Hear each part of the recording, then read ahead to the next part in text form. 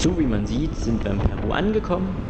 Der Verkehr ist etwas chaotisch, aber nicht schlimmer als in Mexiko oder in der Domrep.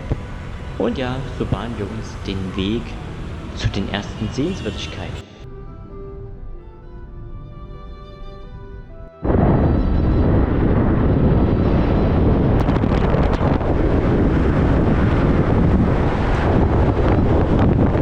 Ja, also wir müssen uns in Peru noch ein bisschen darauf einstellen, dass die Qualität der Unterkünfte an sich soweit in Ordnung ist, aber natürlich nicht ganz dem Niveau entspricht, wie wir es manchmal gewöhnt sind.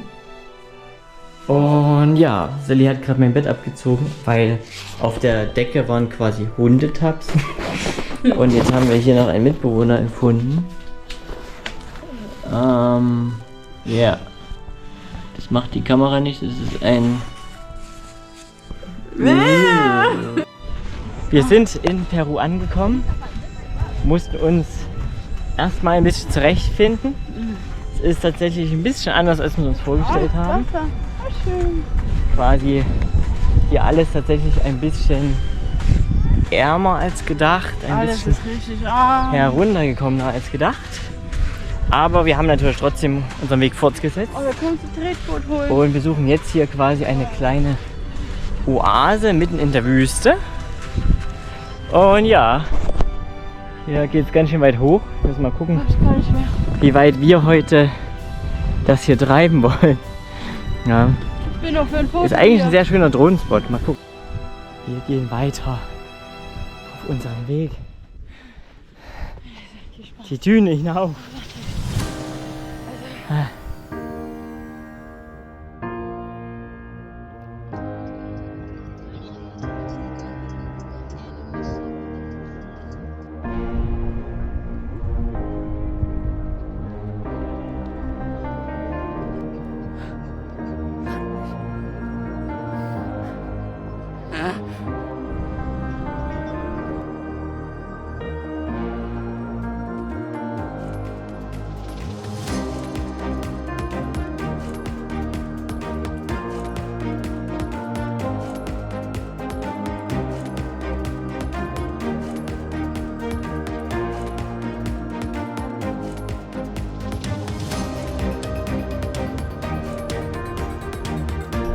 Wollen wir mit rüber oder nicht? Okay.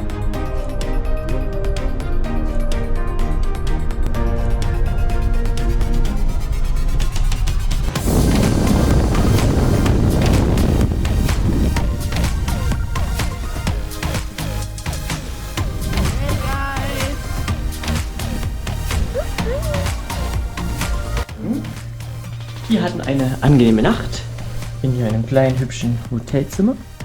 Und ja, also um einfach, ohne Käfer, genau, um einfach mal zu zeigen, die meisten zeigen ja nur die schönen Sachen von Peru.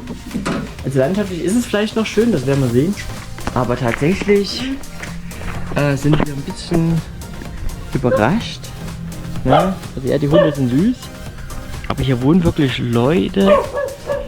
Das kann man sich nicht vorstellen, wie man hier wohnen kann. Ne? Das ist jetzt nicht, das ist einfach krass. Das ist wirklich für uns, ich würde fast sagen, das erste Mal wirklich so ein Kulturschock. Also, so.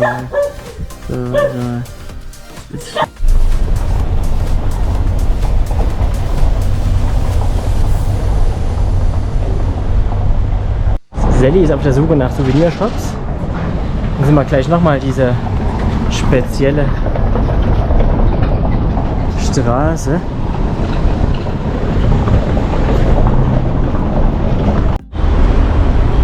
So. Ja, Sally wird hier eingekleidet. Also es gefällt mir schon sehr gut, muss ich sagen. Wir haben Cusco erreicht und man muss sagen, das erste Mal, dass es etwas hübscher ist und wir uns auch etwas wohler fühlen, kann man so sagen. Sally vor allem, es gibt hier ganz viele Touristenshops, ganz viel Alpaka-Souvenirs. Also wir sind immer noch in Cusco, immer noch auf Shoppingtour und Sally hört leider nicht auf. Mein Rucksack ist voll, wir haben jetzt noch einen Beutel und sie probierte schon bereits Poncho Nummer 3 an, nachdem wir schon 2 gekauft haben. Aber seht an, wie glücklich sie ist. Was sagst du dazu? Ich finde ihn Es ist cool. einer zu viel. Ich finde ihn cool, ich finde ihn voll cool. Ich mag ihn irgendwie.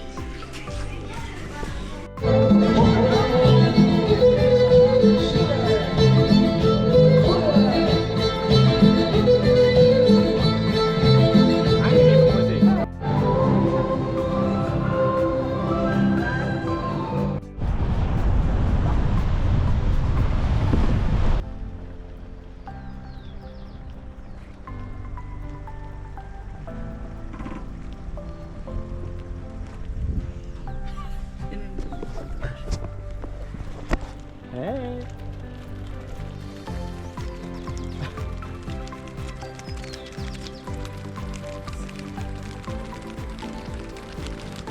Hier haben wir alle Dinge.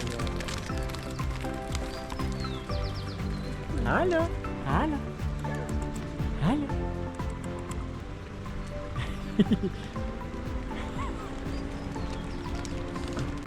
Wir haben unser Ziel erstmal erreicht. Den Startpunkt für die 7 Lagunenwanderung. Und passend dazu fängt es an mit Nieseln. Ja, das ist nicht so schlimm. Wir sind ja nicht aus Watte. Temperatur ist angenehm frisch. Der Weg ist 15 besser als Gramm. im Dschungel. Ja, der Weg ist breit. Man sieht Himmel, Wolken und vielleicht irgendwo ein paar versteckte Berge. Wir hoffen, es klart noch ein bisschen auf. Ja, schauen wir mal. Schauen wir mal. Oh. Also die ersten Meter sind sehr interessant. Wir müssen uns erstmal ein bisschen an die Höhenluft gewöhnen. Und ich habe gerade einen kleinen Hinweis entdeckt. Inka, Maka, irgendwas. Keine Ahnung. Und das schauen wir uns doch jetzt einfach mal an.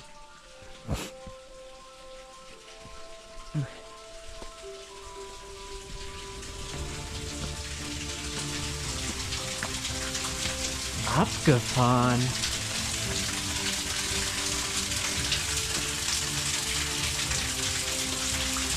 Eine Quelle erwischt. Hier noch gleich nochmal ein großes Dankeschön an Ronja, die uns ihren Wasserträger mehr oder weniger freiwillig vermacht hat. Die Wasser mitnehmen.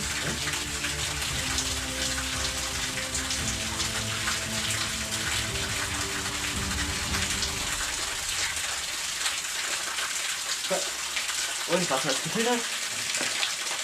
Geschmacksvoll. Einmal frei. Ja. Dünne Luft, ne? Ist nicht ohne. Wir sind hier über 4000 Meter. Das merkt man irgendwie. So. Wir machen jetzt kleine Mittagspause. Und praktischerweise haben wir den Dschungel zwar leider nicht geschafft, aber wir haben davon noch Futter übrig. Erdbeermüsli und ja, Beerenmüsli. Heilige Quellwasser hinein. So ein bisschen nach Gefühl. Ja, ich denke, das könnte reichen. Und dann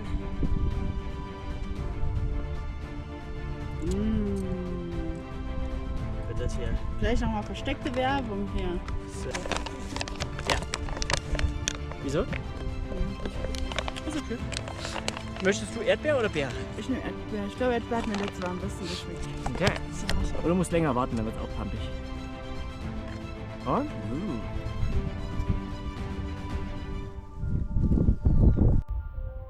Stimmt.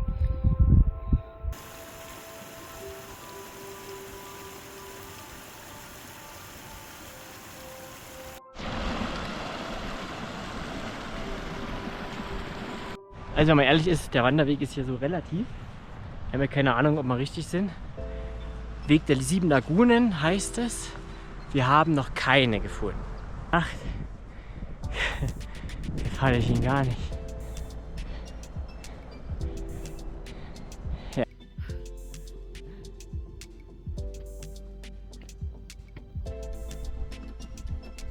Wunderhübsch, aber wir suchen noch die beste Option zum Überqueren.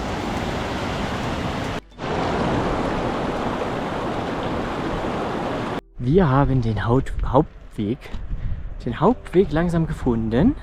Merkt man auch, auf einmal hat man hier eine richtige ausgetrammelte Fläche. So sieht Spaß aus. Nein, Sally kämpft hier wirklich, ne? Ganz kurze Aufnahme. Kakteen sehen sehr spacey.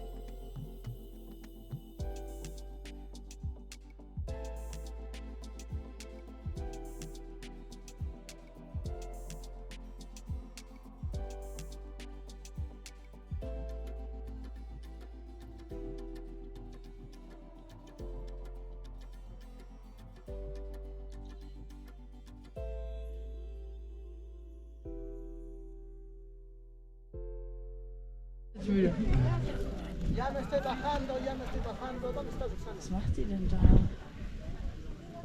Wir sind hier on the Rainbow Hill. Sally hat Freunde gefunden.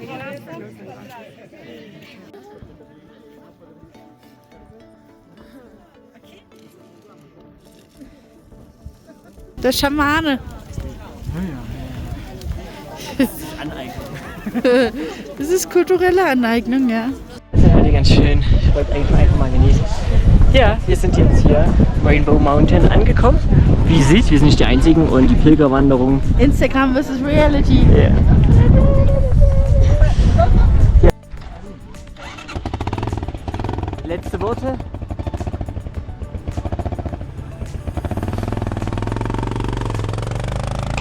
Ja, also aufgrund dessen, dass ihr Fuß leider noch nicht zu 100% verheilt war, mussten wir uns leider dem ein oder anderen Berg ein bisschen helfen lassen. Und auf diesem Berg haben uns quasi die Motorräder einmal hoch und auch wieder runter gefahren. Das war dementsprechend für uns relativ entspannt, sollte man meinen. Gleichzeitig muss man dazu sagen, dass das Runterfahren deutlich nervenaufreibender war als das Hochfahren. Also nehmen da auf ihre Passagiere nicht wirklich Rücksicht. Und ich muss sagen, ich habe eigentlich selten Angst. Und ich kann mich auch nicht erinnern, jemals so große Angst gehabt zu haben, als auf diesem Motorrad. Also zumindest wenn, ist es eine Weile her. Ich habe mich dort krampfhaft festgehalten und ja, war sehr froh, als ich da unten angekommen bin.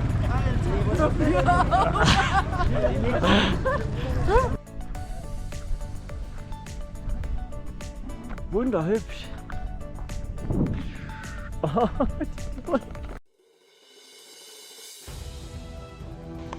Drohnen sind natürlich nicht überall erlaubt. Das ist ganz normal, da nehme ich auch Rücksicht. Und darauf haben mich quasi hier noch die zwei in der gelben Weste darauf hingewiesen. Glücklicherweise konnte das dann mit einer kleinen Extrazahlung geklärt werden und dann konnte ich in aller Ruhe meine Aufnahmen machen, die gerade hier auch tatsächlich sehr schön geworden sind.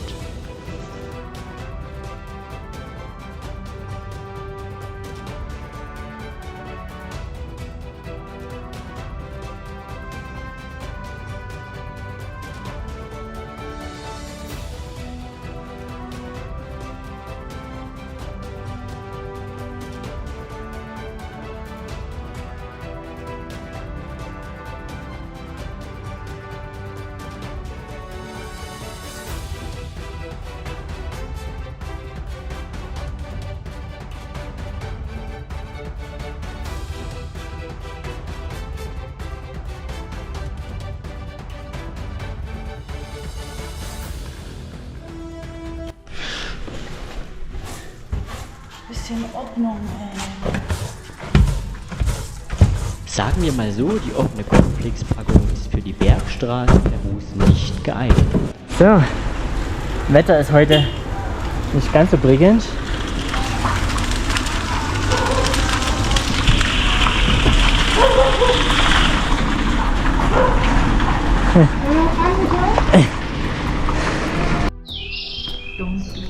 Guten Morgen. Wir sind bereit für den nächsten Ausflug, noch motiviert. Trotz einer recht schlaflosen Nacht. Wir wissen beide nicht warum, egal. Ja, wir warten jetzt. Jeder wie er es verdient. Wie ein Pferd. Okay, vielen Dank.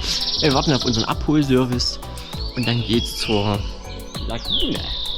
Oder sowas in der Art. Es ist Nacht um 4. So. Ich glaube, wir sind dann gleich mal weg.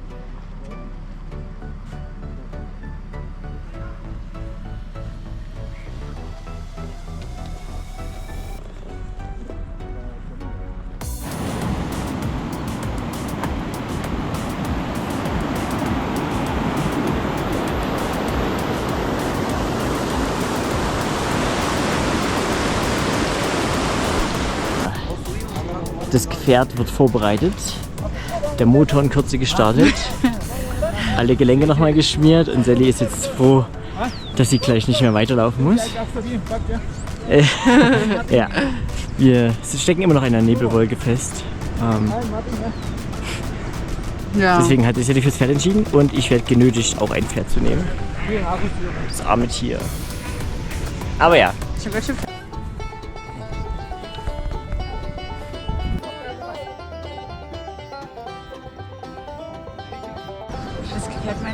Mein Pferdchen will nicht.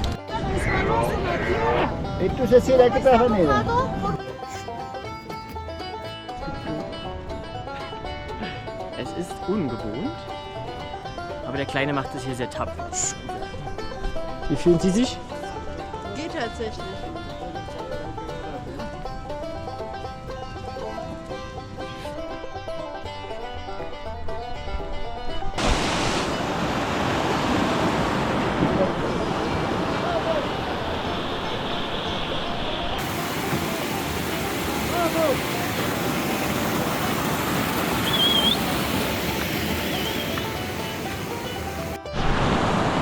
Ist schon schöne Natur. Nur der Nebel muss ich noch verziehen. Respekt vor den Tieren auf jeden Fall. Sagt man da? Gutes Pferdchen. Hast du ganz tapfer gemacht. Das keuchende Sally auf dem Weg die letzten 5 Minuten nach oben. Bricht sich aus. 2 Stunden später. Ach, dann ist hier hinter die Lagune 100 Pro.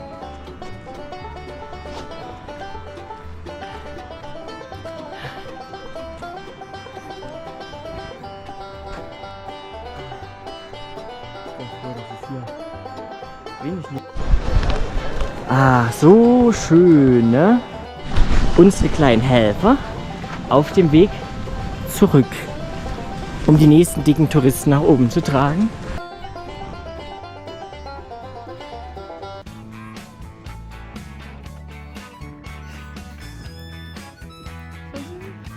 Er hat heute Hunger bekommen und hatte gerade, haben wir jetzt endlich ein Schild gefunden, wo man das mal schön sieht, ne? Delikatesse hier, Baked Guinea Pig, also Meerschwein, und makabrerweise serviert das Meerschwein das gebratene Meerschwein.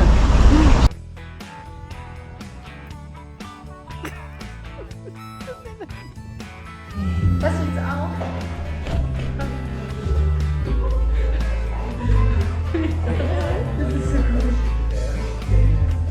Na, ihr seid ja fotogen.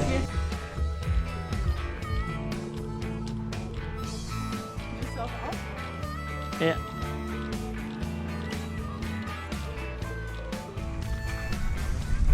Der hat ganz schön Mundgeruch.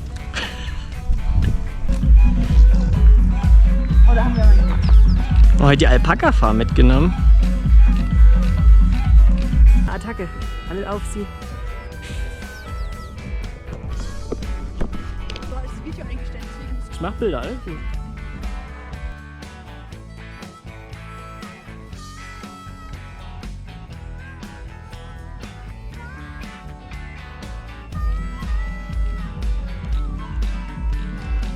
Oh.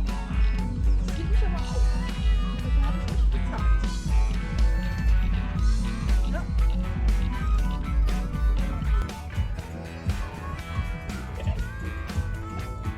So, heute haben wir wieder ein bisschen Kulturprogramm. Und zwar sind wir heute in einem Salzbergwerk.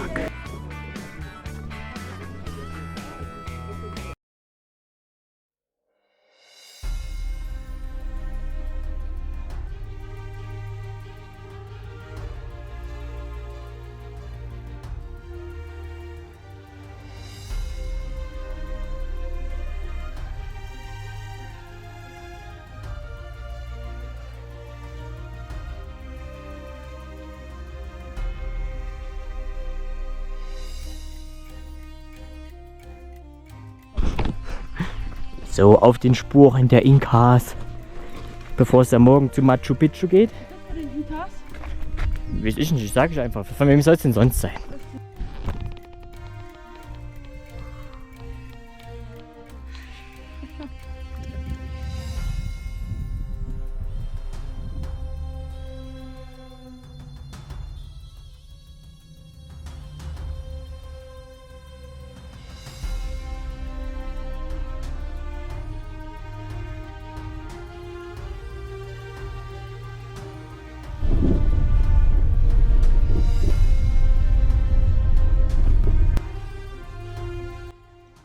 Und auch hier habe ich mal versucht, ein paar Ecken mit der Kamera einzufangen, die man sonst so nicht sieht.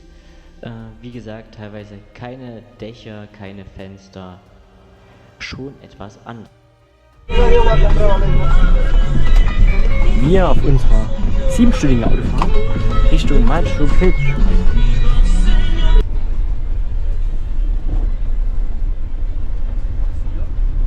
So.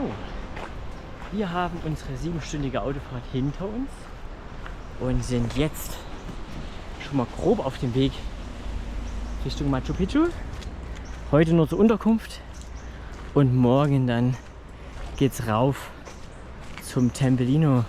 Also grundsätzlich wollen wir nicht mit dem Zug fahren oder wollen, ist einfach uns zu teuer. Aber wir wissen nicht, was hier abgeht gerade. Hier.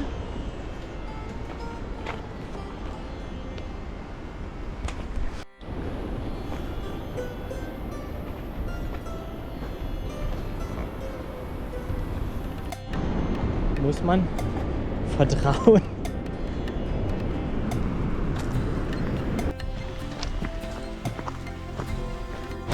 Wir laufen immer noch. Sally hat einen heimlichen Verehrer. Sie ahnt davon noch nichts.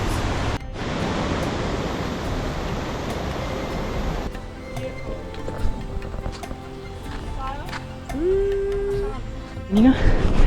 Und sind jetzt hier in den Bergen, den Guide abgeschüttelt und gehen jetzt auf Eigentour.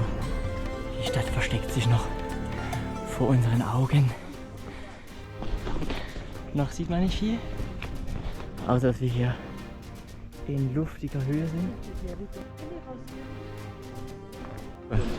sind. Nennt mich Kulturbanause, aber ich bin nicht beeindruckt.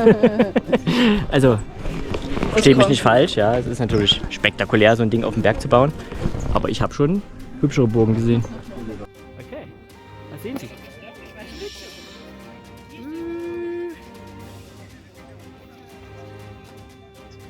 Nochmal festzuhalten, was hier los ist, ne? Also, oh, was sie hier für Geld drucken, wenn die Inkas das wüssten, ja. Die Inkas.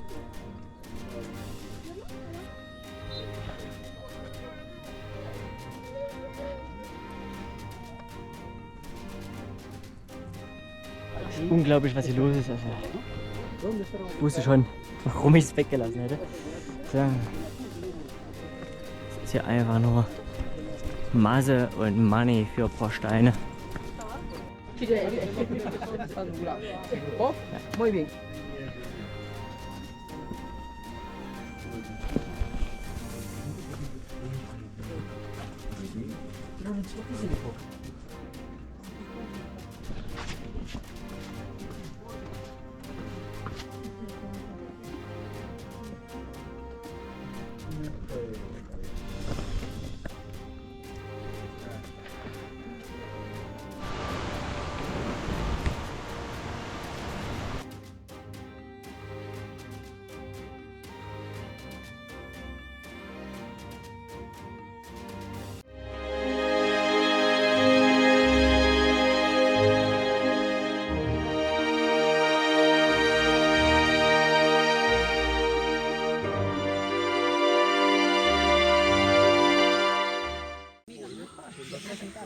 So, Sally hat ein Faultier gefangen.